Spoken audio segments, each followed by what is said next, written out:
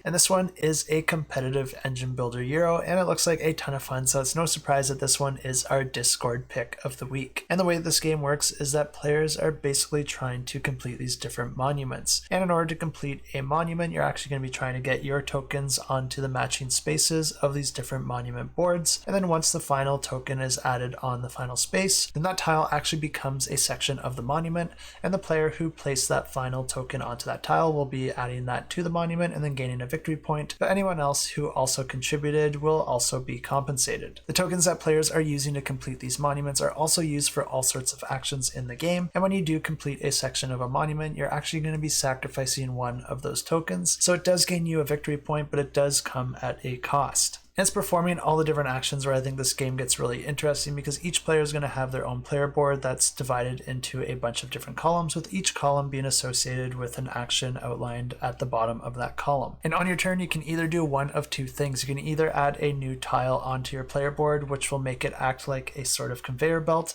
because when you do that, you're going to be adding that new tile to the left, adding whatever tokens you want into the empty spaces of that tile, and then you're going to be pushing all the other tiles over to the right. And then whichever tile is on the furthest right is going to get knocked off your board and put back into your supply, and you'll always have at least 2 tiles in your supply. But each of these tiles is divided into with a top portion and a bottom portion, and any of the tokens that you have on a bottom portion of a tile represents an action that you can take. And this is the other option you have on your turn. You can spend as many of these tokens in the bottom portion of these tiles in order to perform the different actions in those columns. And these actions can allow you to do different things, like deploy the tokens on the top portion of the tiles out onto the main board in order to do different things like fulfill the requirements of those different monuments, or they could even allow you to gain new tokens into your supply, which you may want to do if you've spent a lot of them building monuments, or you might want to perform the other action that allows you to move your main character around out on the main board, because I did mention this was a engine builder, and the way that you do that is by moving your character around on the board, because anywhere that you stop on the main board is going to give you some sort of upgrade that's going to improve your engine. And the different upgrades you can get can be different things like new action tiles, which will improve the action of each of the different columns,